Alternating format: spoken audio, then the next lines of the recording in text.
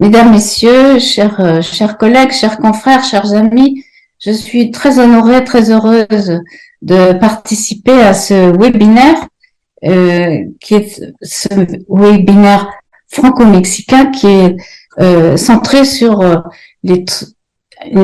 chapitre de la santé mentale qui est crucial, qui est celui des troubles du comportement alimentaire chez les enfants et les adolescents. Quoi faire? Donc, je suis Catherine Barthélémy, psychiatre, pédopsychiatre, physiologiste, professeur maintenant honoraire à l'Université de Tours. Je suis directrice du GIS, du groupement d'intérêt scientifique troubles du neurodéveloppement autisme au niveau national. Et puis, je suis membre de l'Académie nationale de médecine, actuellement vice-présidente, pour une présidence en 2024. Donc, ce sujet, qui est un sujet majeur, je l'aborderai par vraiment l'axe de la prévention. Agir tôt pour prévenir, c'est-à-dire dans la première partie de la vie, dès la petite enfance, l'âge préscolaire et scolaire. Pourquoi? Parce que c'est à ce moment-là, nous allons le voir, que se dessine dans la vie de l'enfant un certain nombre de comportements, de conduites qui vont jusqu'à l'adolescence, à l'âge adulte et au grand âge, lui permettre de se maintenir en bonne santé ou au contraire, hélas, du fait des fléchissements ou des facteurs d'environnement, tomber dans le trouble et la maladie. Alors, je me suis appuyée pour développer ces arguments sur l'excellent rapport interacadémique France-Mexique qui est paru en février 2023.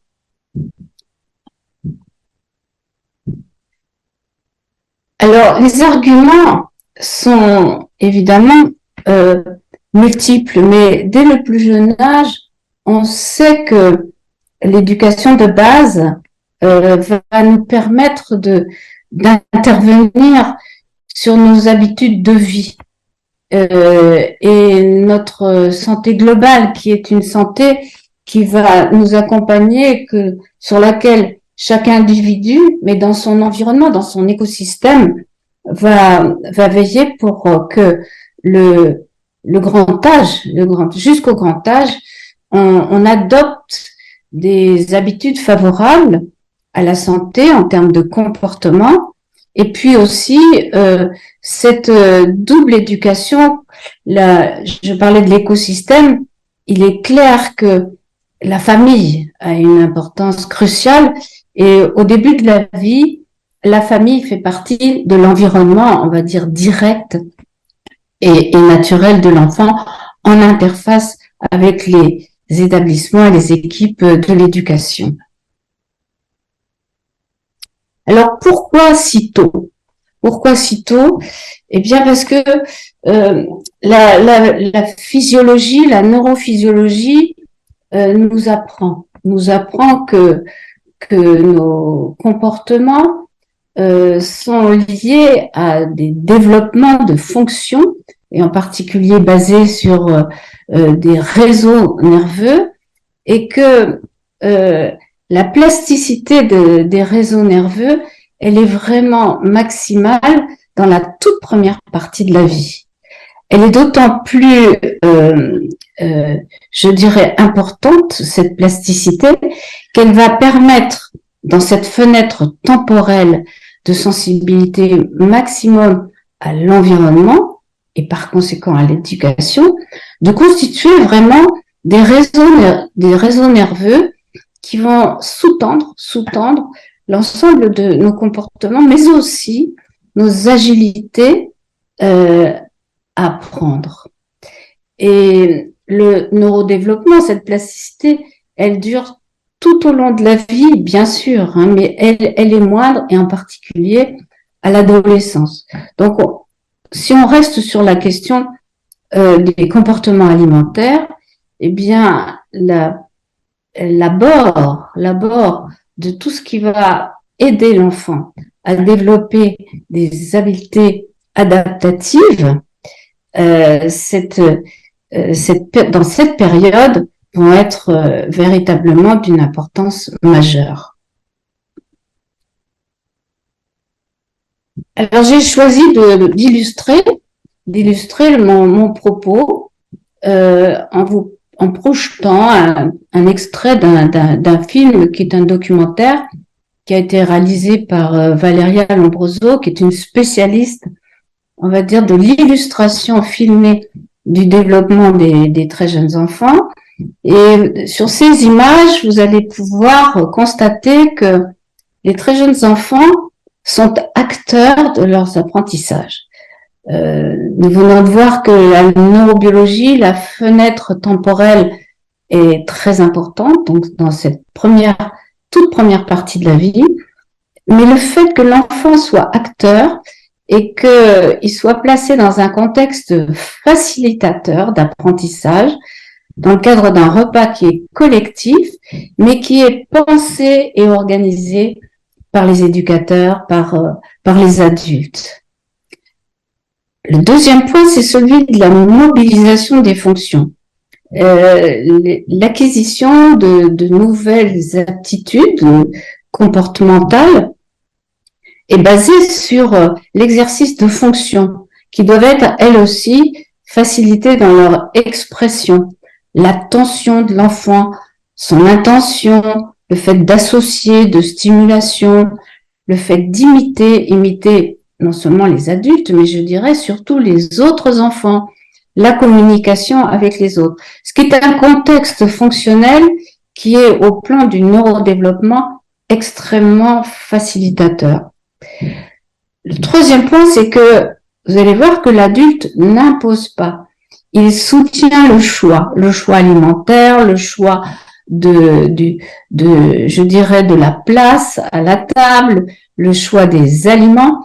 C'est le fait que l'enfant soit acteur, c'est-à-dire avec le soutien et guidé par l'adulte, il va vraiment inscrire dans sa mémoire et il restera une signature qu'on appellera neurobiologique de ses choix et de ses apprentissages.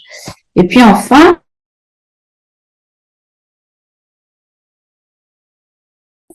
avec les autres enfants. Et ce qui est très porteur, parce que il y a des fonctions, comme je vous l'ai dit tout à l'heure, l'imitation, mais plus que l'imitation, il y a vraiment une action avec les autres qui est là aussi très importante pour que ces comportements et ces choix soient vraiment mémorisés dans le cadre en plus d'une relation affective positive.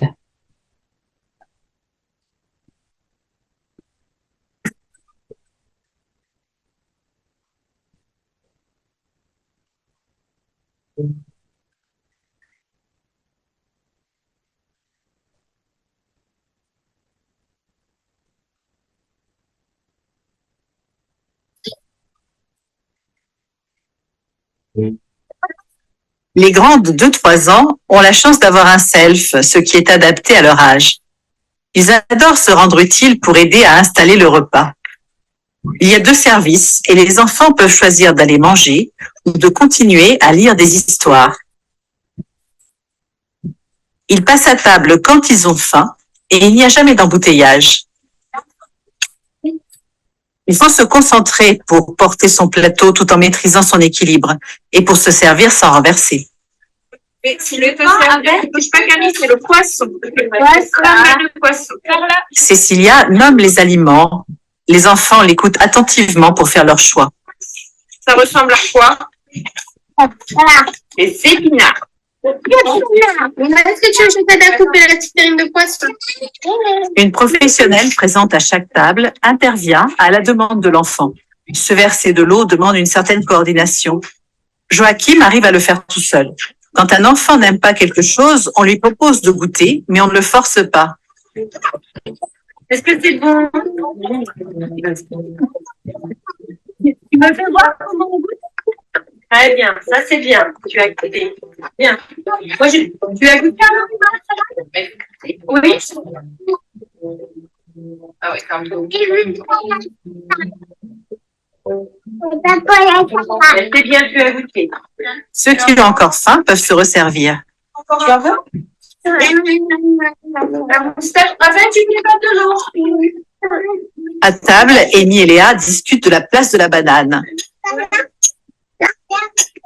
Nino et Laura comparent le contenu de leur plateau. Et la tendresse s'exprime aussi. Tu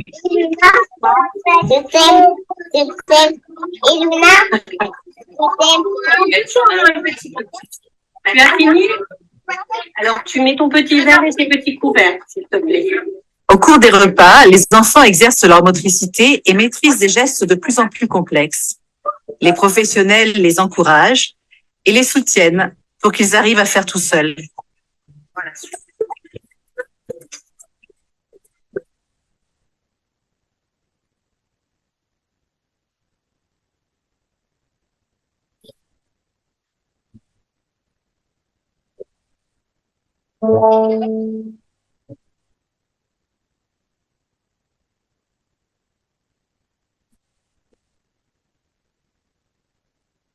Voilà, c'est quelques minutes, vous voyez, où nous sommes immergés dans cette atmosphère qui est une atmosphère très créative, d'initiative de l'enfant qui est guidée, soutenue, mais là aussi aux côtés de ses partenaires avec lesquels il va échanger des impressions.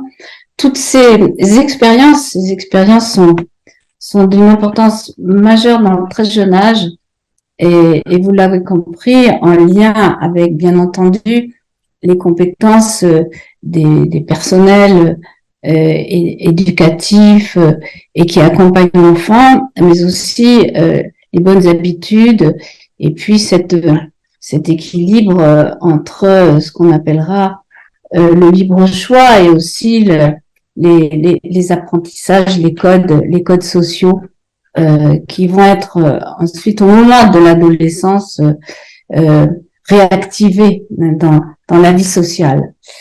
Alors ces thèmes, vous voyez, de santé pour les très jeunes enfants sont depuis les années 2000 et ces constats sont très présents dans le rapport biacadémique, non seulement sur l'alimentation, le goût, les sens, l'équilibre alimentaire, l'origine des produits, etc., mais aussi pour l'activité physique et sportive, l'hygiène. D'ailleurs, nous avons vu quelques images où les enfants, dans un contexte qui est très naturel, vont se laver les mains avant le repas, et puis à la fin se débarbouiller, ensuite, et pour les plus âgés, se laver les dents. Les rythmes de vie, vous savez à quel point cette chronobiologie, elle est basée vraiment sur les circuits et sur les connexions neuronales. Et cette chronobiologie, elle s'installe dans des bonnes conditions dès les premières années de vie. Et puis enfin, la sécurité. Alors, ces grandes pans de l'éducation à la santé sont présents non seulement pour des enfants qui vont bien, et